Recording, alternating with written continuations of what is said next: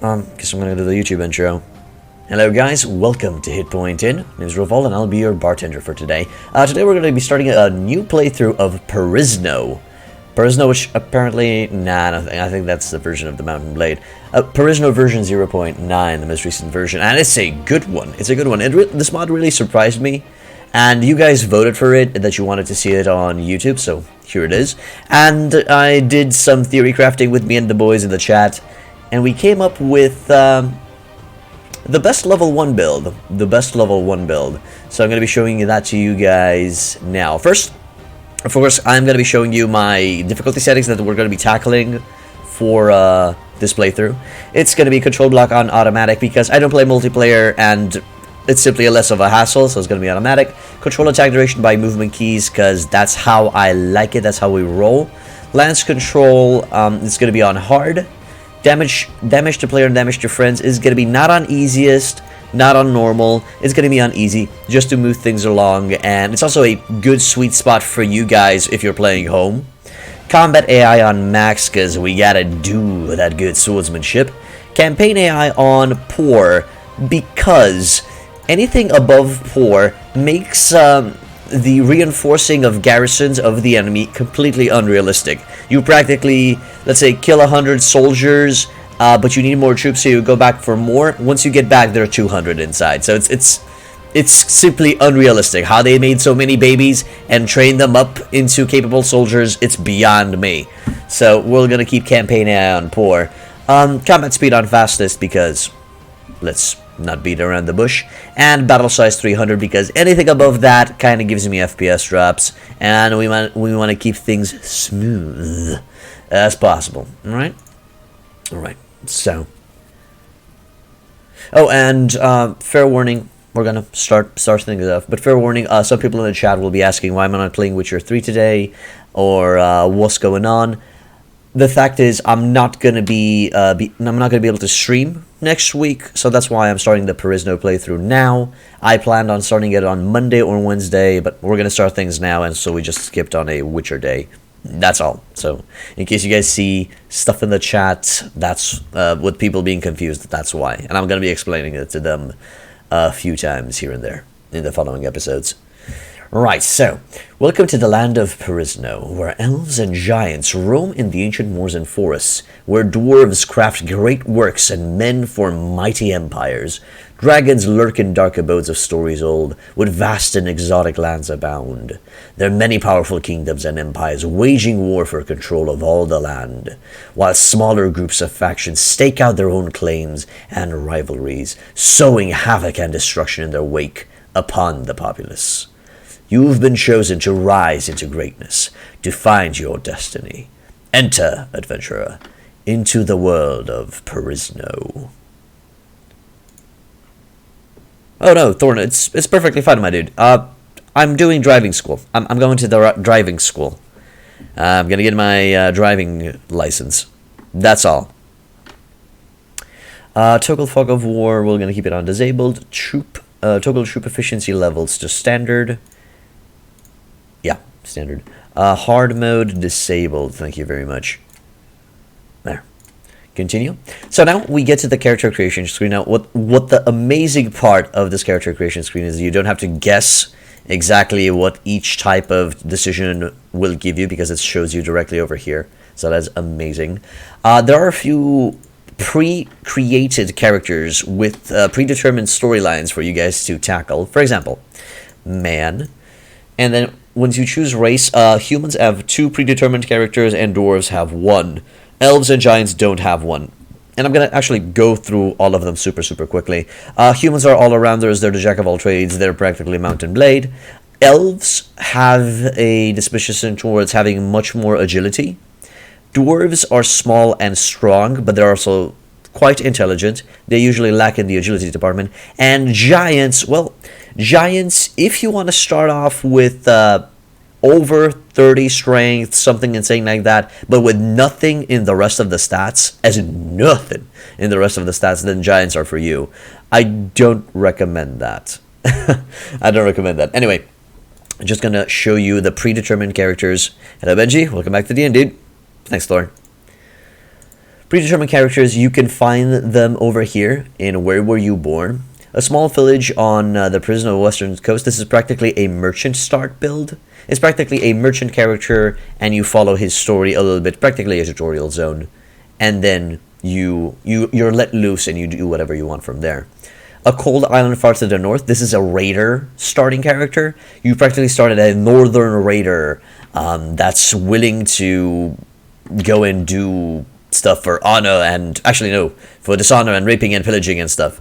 Right, and then if you choose a land far from Perisno, you practically choose your default character, which we are going to be doing. But the other character is the dwarf, and the dwarf is also a Karnoth. He's from Karnoth, the capital of the Dwarven Kingdom. Now, I don't know if they changed this. Yes, Raider looks like good stats, but Benji, we're going to find some better stats. I'm going to show you a better build, better level 1 build. With this guy, I'm not sure if he's a Dwarven Noble or if he's a Dwarven Miner. Before when I played this, before 0.9, it was a Dwarven Miner that practically wanted to go and find his fortune. He's a very good engineer and trader. Pretty strong character. I heard some rumors that he might be also a Dwarven Noble. I'm not sure. But that's not the character we're going to be going for. What we're going to be going for is, and this is the strongest level 1 build, Human. You're going to be weak in the early game. So, fair warning right about now. You're going to be weak in the early game. But hear me out. We're going to go Impoverished Noble, Riding, Squire, Wanderlust. Now, tell me why is this so strong? I'll let you guess. Hello, Spider-Man. Welcome back to the end. Okay, let's not beat around the bush. It's that riding skill. This riding skill, level 8. Now, riding skill level 8 practically makes the agility obsolete, but we're going to talk about that once we press continue and become an adventurer in line to our destiny. Okay. Yo, Savio, Guifrendo, welcome back to the end, dude. Leadership is not that big of a deal, Benji. We actually gotta continue working on leadership. Let's choose a flag. Let's choose a flag quickly for our character. Something pretty. Kinda like that. Nah, that's what I chose last time.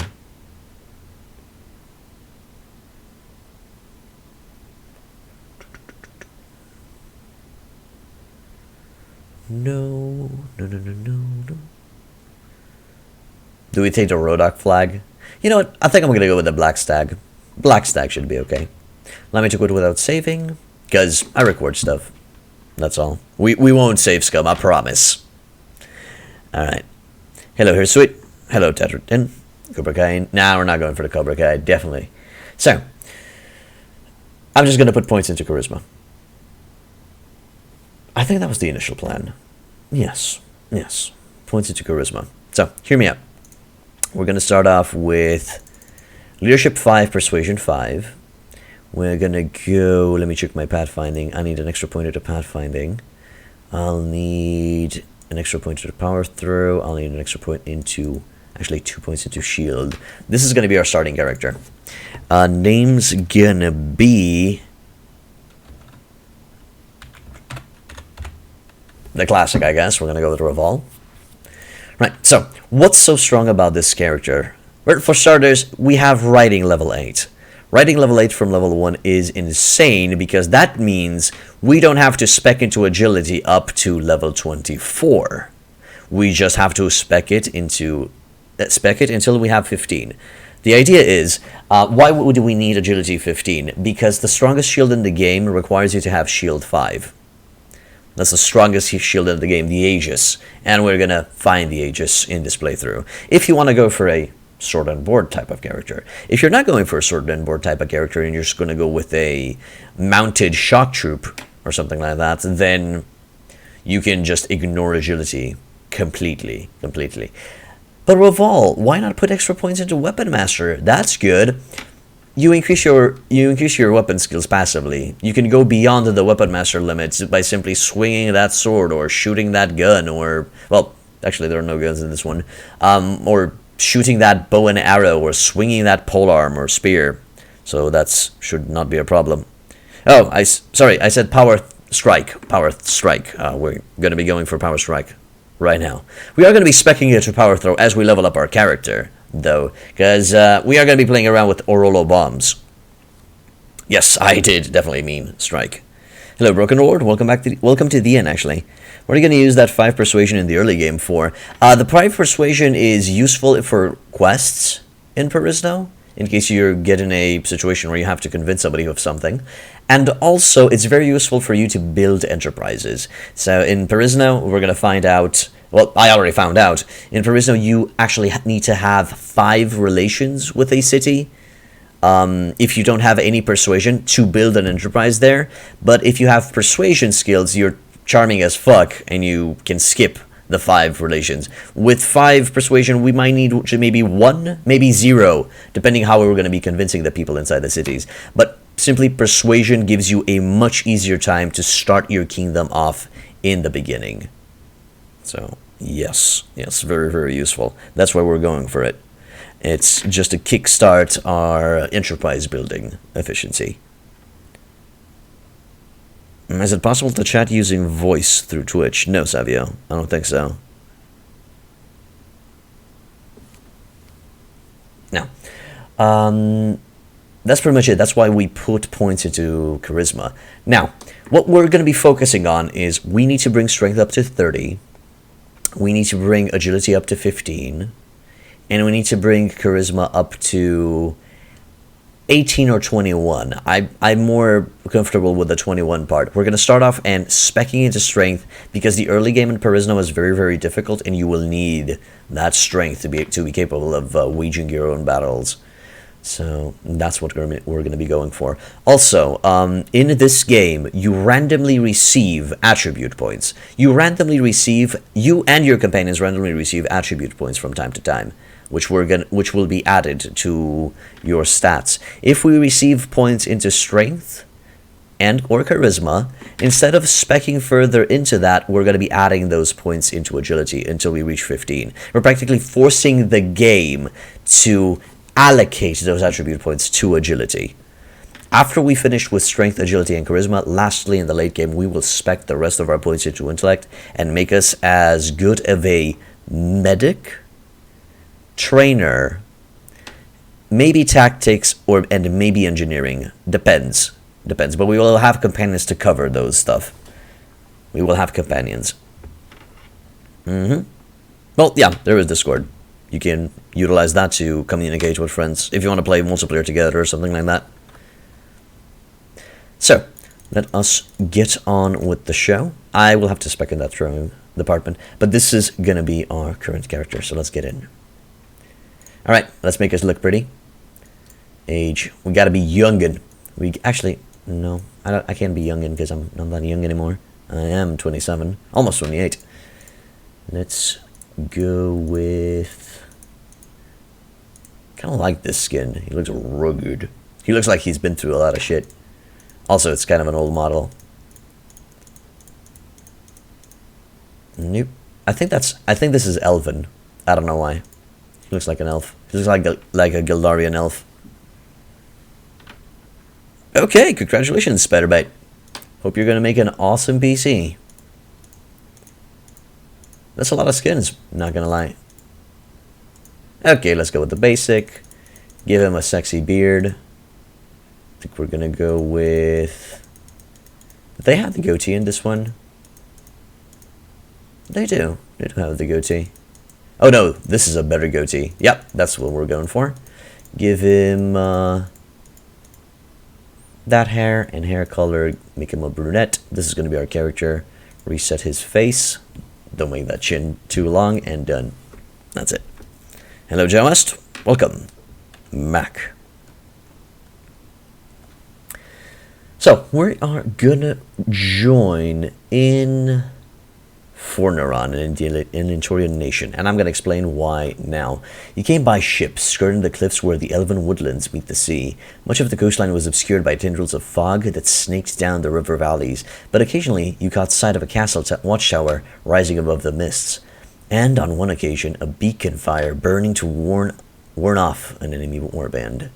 You knew that you were relatively safe at sea, as you were too far south to risk encountering the sea pirates who trouble the coast of the Macavian lands, but it was still a relief to reach the Silver Estuary, gateway to the port of Forneron, and see an elven warboat riding at anchor, its pennants fluttering in the evening breeze, and we approached the town. Right, and that's it. That's all we get. There's nothing else. So, I'm going to be showing you the world map a bit.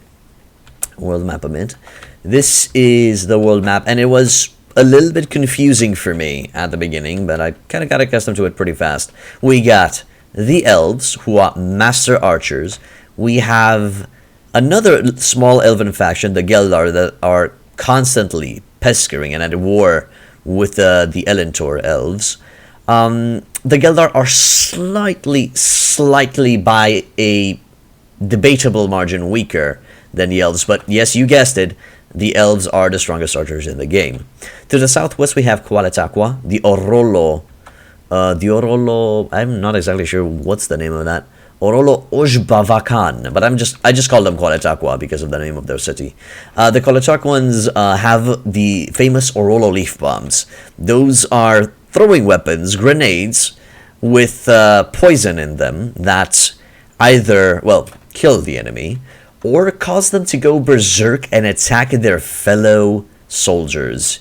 It's an insane weapon that we are going to be utilizing, because I'm going to be going for a throwing build, pretty much. A mounted throwing build. Pardon. Okay, neighbors to the north, we got the Kingdom of Tolrania. Now, these guys are your typical Swadians. They die first. Sadly, they're not specialized in horses. They're not specialized in mounted units. They're specialized in mostly infantry. But they're very, very weak. They're the weakest faction compared to the rest of the boys. The rest of the big factions on the map. Then, north of them, we have the Macavians. These are your Rodox. These are your crossbow guys. These are your crossbow fetish guys. But they have a twist.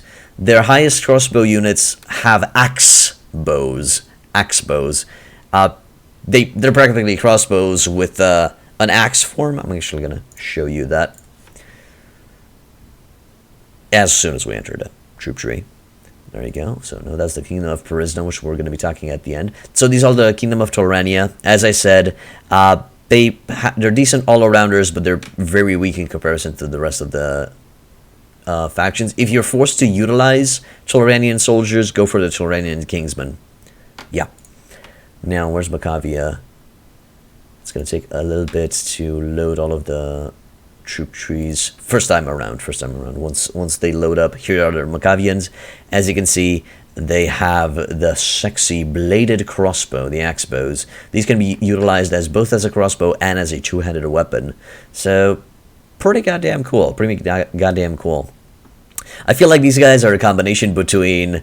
If Rodox and Nords had a baby, it would be the Macavians. Alright? Well, so I read it looks like a badass PC, dude. Hopefully you'll be satisfied with it. Alright, then to the east of the Macavians, we have the Reich des Drachen, the Dragon Empire, pretty much.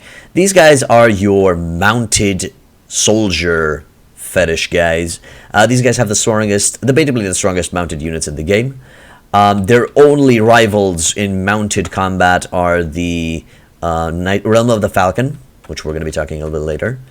These dudes have some insane high-tier, heavily armored, Swadian-like knights. And they have some pretty cool House Guard units as well. Some of their lords have raptors, wyverns, wyvern riders, and another lord has dragons, dragon mounts. So it's pretty fucking insane. Oh no, it doesn't take 2 weapon slots, just what, if you're referring to the axe crossbow, it takes 1 weapon slot and you just have to add bolts to it. And it shoots, and you could press the X key to switch to two-handed. Alright, to the north of these guys, to the north of the Reich, we have Valahir clan. These are your Nord troops. These are your typical Nord troops, strong infantry, and they just go bam bam, throw axes, kill, rape and pillage, pretty much. I'm gonna get to the guys in the east a little bit later because they're the more interesting guys. Okay, now let's go back to the Elven territories. This is just to get you familiarized with the world. To the east of the elves, we have the Hakon Empire. Now, the Hakon Empire mostly reminds me of the Bacchus Empire from Pendor. Sorry, I always confuse Perisno with Pendor, but they remind me of the Bacchus Empire from Pendor. But these guys focus more on throwing spears. Throwing spears. Let me just show you their troop tree real quick. I'm gonna go through this explanation just as an introductory to this world. Yeah, these are the Hakon boys. Practically have spears, legionnaires, imperial lances. They still have sharpshooters, but they're nothing to scoff at. The Maccabian counterpart is much stronger than that.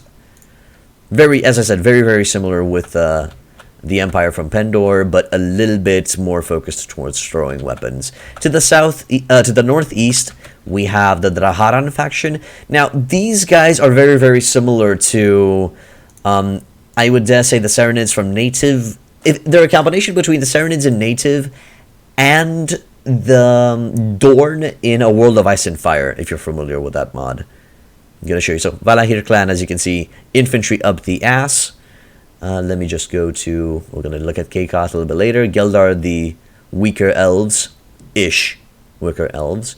Kretos Monarchy is nothing to talk about. We're going to mention them in a bit. Kulan Horde. Bakal Giants. Yes, there are giants. Orolo. They have bear riders. That's pretty dope. Venatorian Empire. That's a long-dead faction. Zann Dynasty. Oh, okay. Did we go past? Oh, here the Drahara. So as you can see, they're practically mounted archers and cavalry archers. They're the Sarranids. They're the Sarranids with a little bit of Dorn sprinkled in.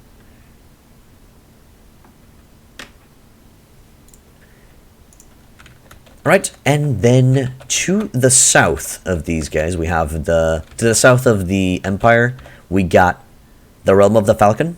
Realm of the Falcon are practically specialized in mounted units, again, and they really, really have a hard-on for horses. Nothing really else to say about them. To the east of them, we have the Dwarven Kingdom, Karnoth and Dwellanor. Now, these guys are pretty tanky. They're small and stoutful. These are the dudes.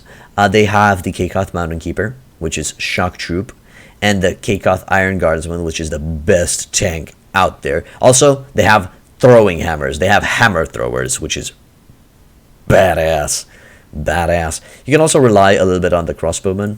They're not that bad. They're stronger than the Hakon Empire counterpart. And their special units are the Keikoth Vanguard, which come equipped with the Armored Tur. Also, you'll find out fairly early that mounts in this game are insane. For example, the Armored Tur gives 90 charge damage, armor 70. Speed is kind of shitty, but, you know, in comparison, the Noldor Spirit Horse from Pendor is a little pony in comparison to the mounts in this game that you're going to be finding. Okay, so that's it with these guys. The last factions that we need to talk about, yeah. So, to the northeast of the Draharan, we have the Kulan Horde. These are your Khergits, your typical Khergits of the game. They're exactly like the Khergits. They also feel a little bit on the weaker side. We will be meeting their stronger, faster, more scary cousins on a certain day, but we're going to talk about them in a second as well. And then directly to the north, we have a small little empire, the Kretos Monarchy. Now, the Kretos Monarchy, they're very spear-based, and their greatest weakness is that they don't have shields. None of their troops, high or low, do not have shields, so they usually get killed off really, really quickly. Exactly like the Kingdom of Tolrania. The Kingdom of Tolrania also gets killed off really quickly. And then to the east and to the north, we have the last two factions that we need to discuss. The Giant faction, the Sooth Giants and the Bakal Giants. Now, the main difference between these two factions are very simple. The Sooth Giants have shields. The Bakal Giants do not have shields. It's that easy. It's that easy. Also, as I understand, one of the factions can also have mounted units. Let me just go check.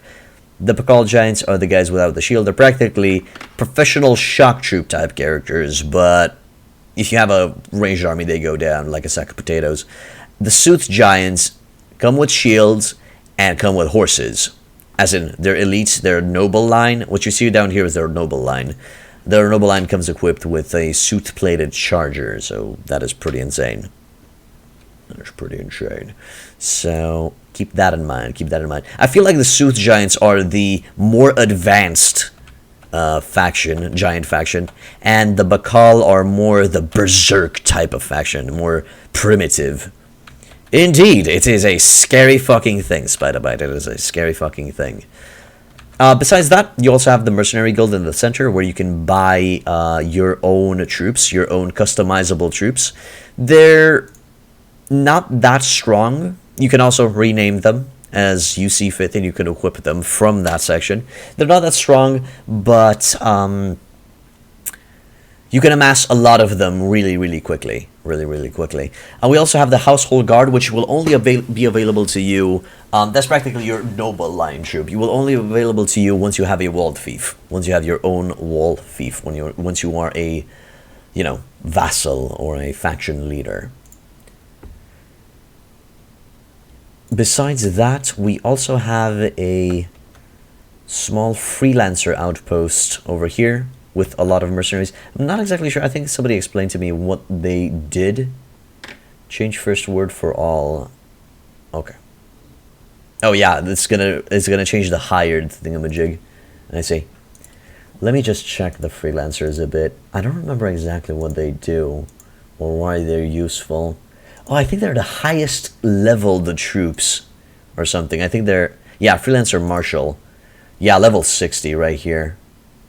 Level 60, insane gear, insane dark plate, short mangler, piercing weapon. Yeah, I don't want to fuck with this guy. So, as you can see, the scaling in this game is insane. Troops can reach level 60. The strongest companion that you can find in the game is also level 60, so that's insane as well. So expect your character to scale a lot. That's why you're receiving random attribute points every few days, every few weeks, just to keep up with how this world is evolving. So that's why we are going to be going for strength 30 at the least, also in this game, just an FYI for everyone, in case you're asking, leadership does not sack, trainer stacks. But the changes that are from the other games is that leadership can go up to 15 instead of 10. Leadership can go up to 15.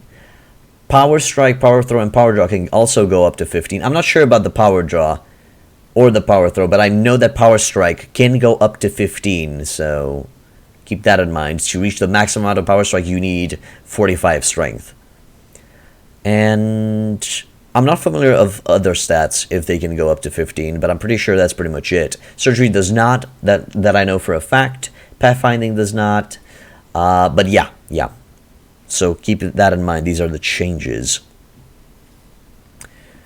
Right, and I still need to talk about one more faction, which we're going to be looking at in the options menu. There, change game settings. Sort parties, leave this on. Sort player fiefs.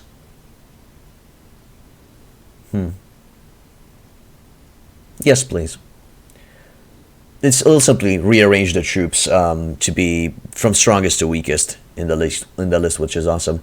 Use old random scenes. No.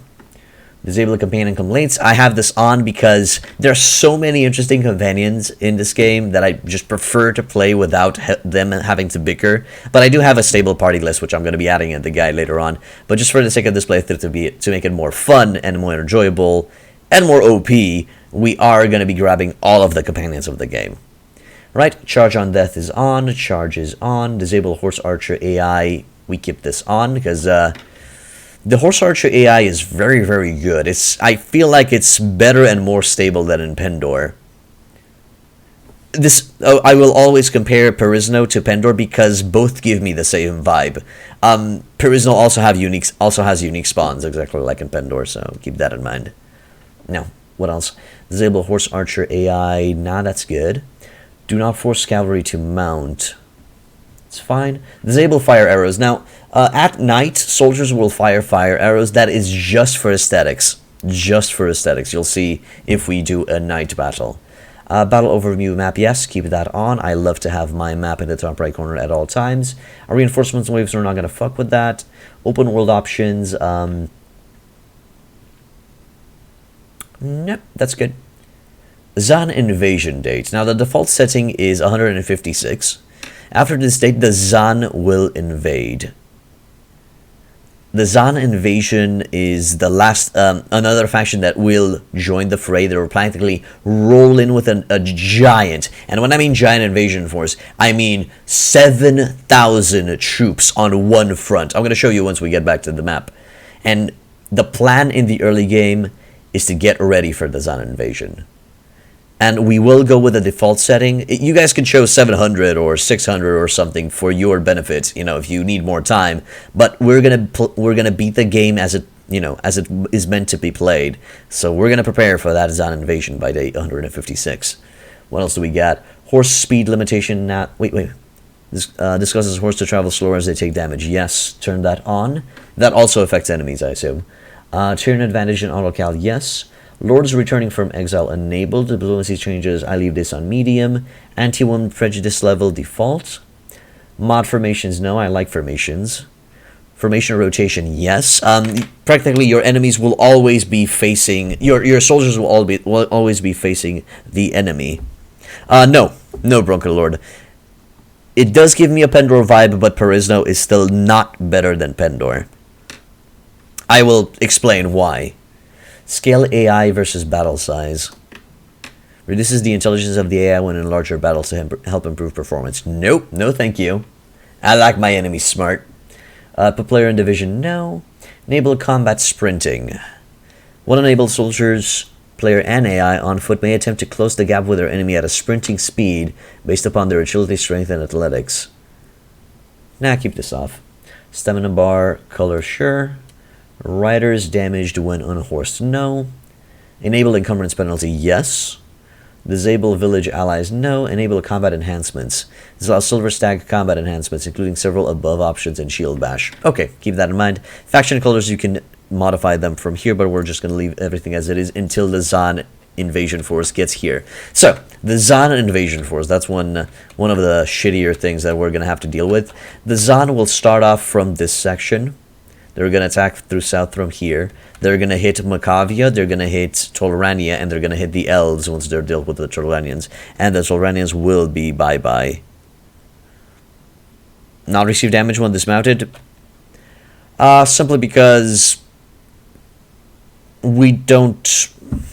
You know what? Sure, Tetraton. I actually don't have a viable explanation to why not. The problem is, for my own sake, if I fall off of my horse and get damaged, I won't like to get, you know, too much damage.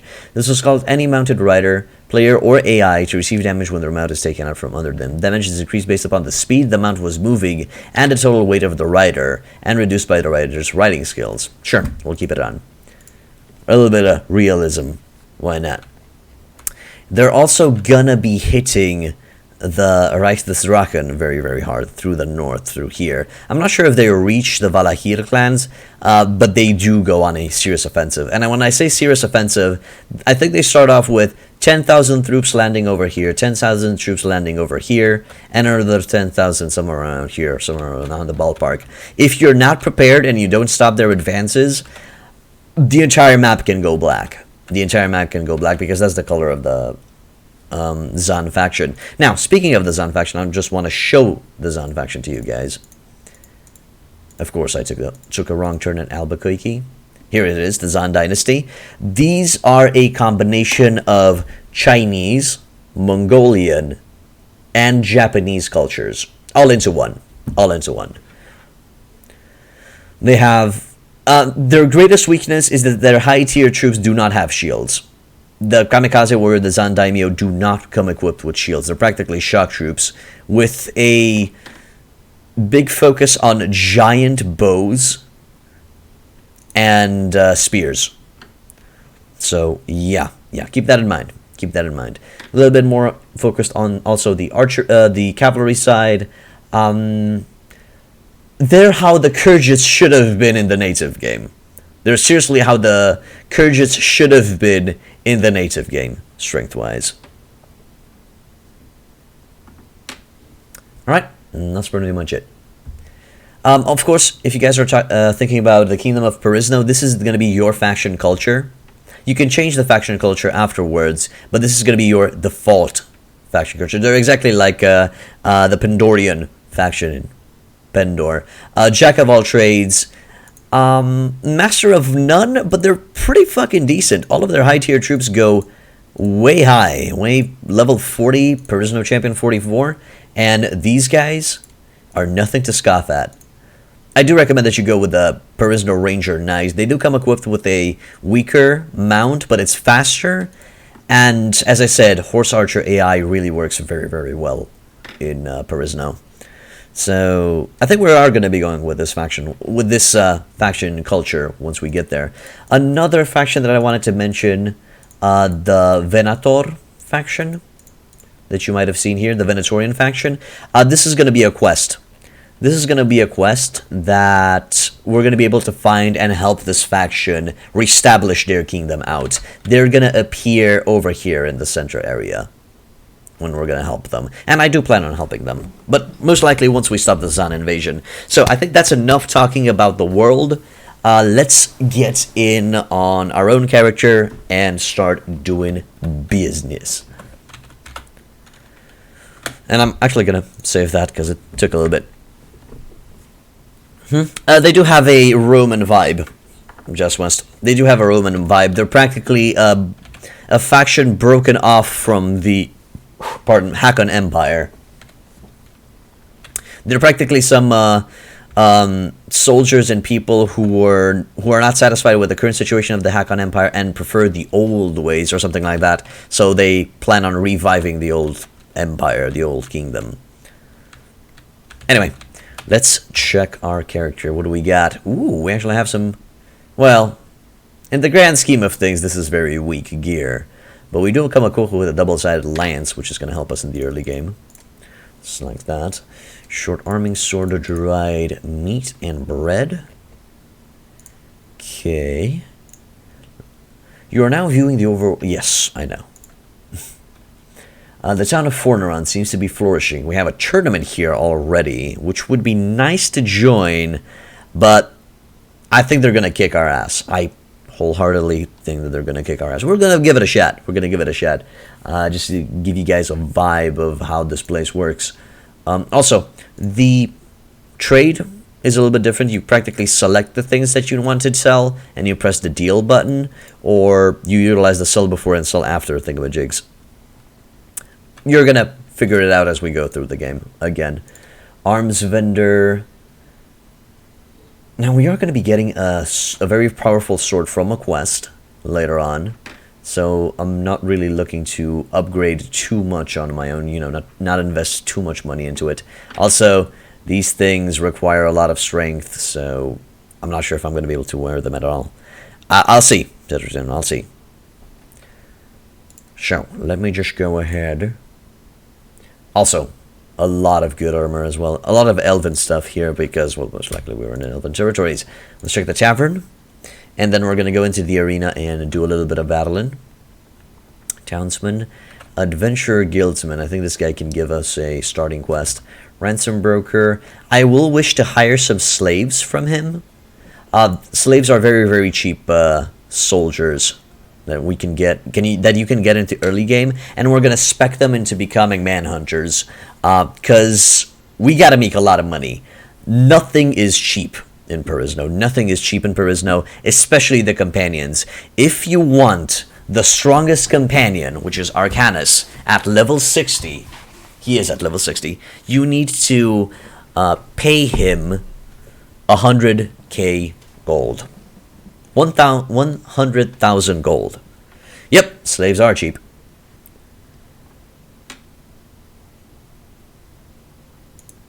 Okay, let's hire... Oh my god, I can hire 50 male slaves and 50 female slaves. Damn. Right off the bat. Okay, I'll keep that in mind. But first, Adventure Guild. Hello. You're a mercenary in this land. I'd like to complete some quests, and we shall start with a very simple quest. A group of rebel peasants, around 10 or 20, have rioted and escaped from the village, and we're going to have to deal with these guys. I'll do it, and they're going to appear once we get out of the village, out of the town. Siddharton will give us a quest. That I'm not sure if we're going to be making. Yep, 100k. Super insane. No, Tatratin. No! Stop it! I will want to check on the slaver troop tree a little bit, just to make sure that we're going to be going for the right troops, and want to verify if I need female or male. But I think the manhunters are male. Anyway, let's go to the arena and get our feet wet. Get on some action. I'm going to skip over these because they're the same like in any other game. And hello. Well, I'm so glad that you guys are already engaging me in glorious combat.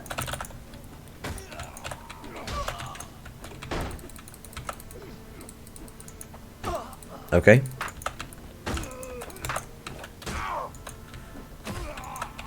Not gonna have too much good luck because of the lack of strength.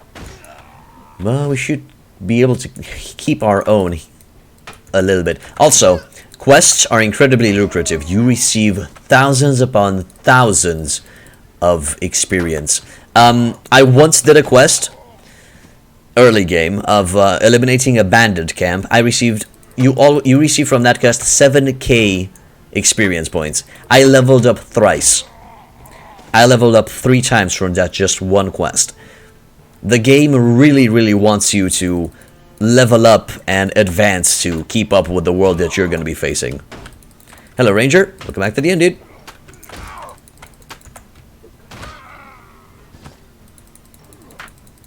Yeah, there is that. So don't you worry if you feel like this mod is unfair. You're just not benefiting or not playing it right. You simply have to do some quests in the early game, gather up money, and we are going to be going for prisoners and trading as much as possible. That is some good experience. That is some good experience. Indeedy. Right, 80 orams. Right now, I'm just trying to get my feet wet, trying to fight a little bit. Most likely I'm going to be losing this one right off the bat. Yep, because I got a knife, and I can't block with the knife. Or I'm going to get lucky and grab that guy's sword before I die, and his shield before I die, and hit the sword before I die. Thank you. Hi. Thank you for not engaging me in glorious combat. I really appreciate it. Now I am capable of battle. Yes.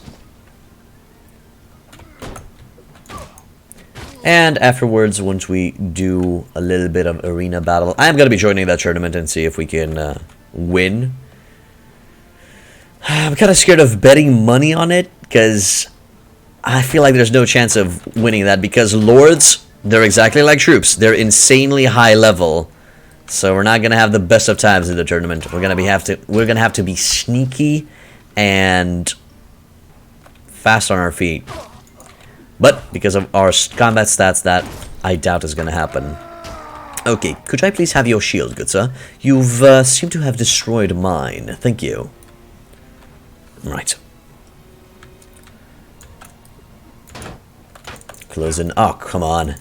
Also, I hate chambering. I hate chambering in this game. I know why it's there, because it makes people seem pro in multiplayer, but goddamn, I hate it in single player. There. How do you utilize them? Trainer. Trainer, and then late game when you don't need a trainer anymore because you are the trainer now, you are the captain now, you simply make him into a companion, into a vassal. Because he feels the strongest house guard in the game. The arcane defenders. Melee cavalry. Incredibly strong. There's no equal in the game to them. Oh, also, insane stats. When I mean insane stats, he has level 60, and he comes with 9, 8, or 10 trainer. Something insane like that, so keep that in mind. The next second strongest companion is Tamaris at 50k gold. Gotta pay her 50k. She's an elven something something. And she's also pretty insane. We will find a lot of pretty insane characters, and we will read the companion stories, because there are some really colorful dudes in this world. And dudettes, we don't judge. There are also a lot of dudettes, some very cool dudettes as well. No problem, Thorn. Also, I would love if I could get my hands on another shield. That'd be great.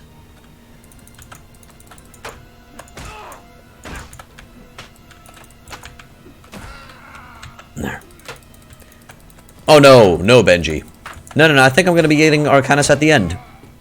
Most likely I'm going to be getting Arcanus at the end. No, he actually is very, very cheap when it comes to wages. Like all companions, actually. But no, I'm not going to be rushing for Arcanus, because with 100k gold, I can build enterprises all over the place. True. Yes, that is correct. And apart from Pendor, there are a lot of female lords in this one. A lot of female lords with very, very good house guard troops. And we're actually planning on marrying a female lord. And I think I'm going to marry the lady that I married from last time, because I'm a archer lover. I'm going to marry Princess Lily. That's not her name. We're going to go in Elsinore and check on her exact name in a second. I call her Princess Lily because it's easier. She has some very, very good solid infantry as a house guard, but that also gives me access to a lot of elven troops in the castle too, so I can take from the castle, so that's also good. You also have the option of marrying a lady from the Reichsdrachen. She has either raptor riders or dragon riders, something like that. As long as she doesn't friend zone me, that is correct, Thorn. But I don't think she will. I don't think she will.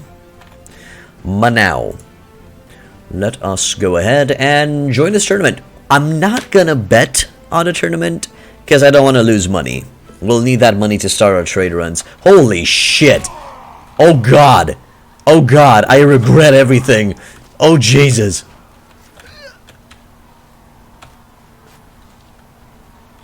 Okay. Okay. Okay. Whew. I survived. Oh no. I think... Hello? Good day, lady. I wish to cut you to ribbons. Okay, I don't need to cut you to ribbons. Somebody else cut you to ribbons. Did we win? Oh my god, we won by running away. Okay, that was scary. That will most likely give me Vietnam flashbacks and shit. Yeah, more of an equal gender role in gender. Equal gender role in lore. Just must. Hello, Jasper. Indeed. Welcome back to the end, dude. Nah, we'll leave the sexism on, I guess, because not all factions agree with the giving power to ladies, if you know what I mean. Just kidding. Now, let's go next round. 2 teams, 2 fighters each. Okay. Well, I suck with a bow, so my only chance is to get in close and personal with that guy. Oh, but this guy seems to be Elven Fighter. Thank you. Thank you, dude. Carry me to victory. Okay, 4 teams, 2 fighters each. This is going to be harder to dodge. Oh, and we're on the high ground, which is not really better. It just makes us a bigger target. Can somebody shoot those guys? I am totally being a distraction right now. Sir Mayor. Sir Mayor, I feel like you're going to be my main enemy. Okay, let's see how can I handle the bow in this. Horribly. Okay. Yep, elven tournaments are elven. That is true. Let's see if we can eliminate an elf by not having anything in my department. Nope. Or maybe?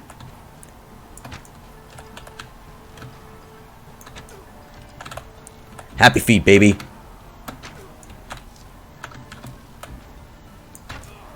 What is going on? Oh, he can one-shot me. That's the hilarious part. He can practically one-shot me with one of those bows.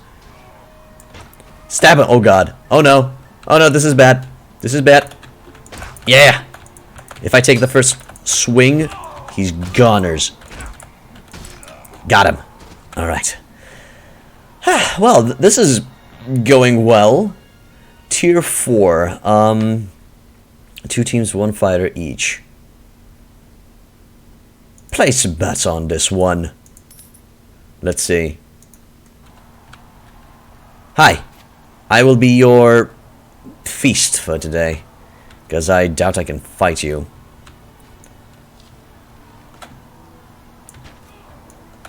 Okay, I'm improving at archery. Shit. Can you stop moving? What the fuck is going on? I'm goddamn Legolas and a Hawkeye combined, baby. In the making. Or I just have happy feet. It's kind of shitty fighting a moving target, huh, boy? Ooh, I kind of saw that one coming towards me. Son of a bitch. Son of a bitch. Oh, no. Oh, damn. Oh, damn. No, no, no, no, no. Can take one more shot from that.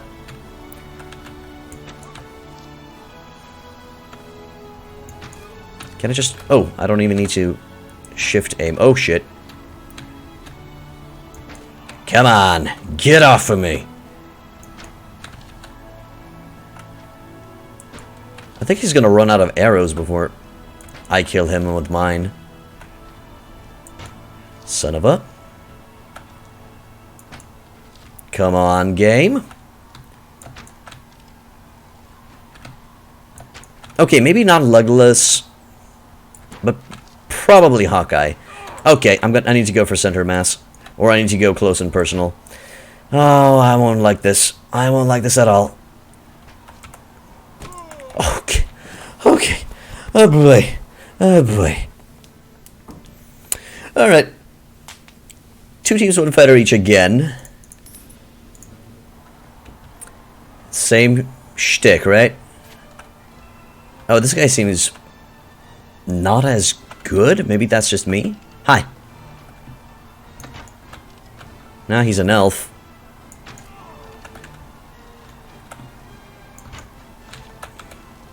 Gotta hit center mass. Or not.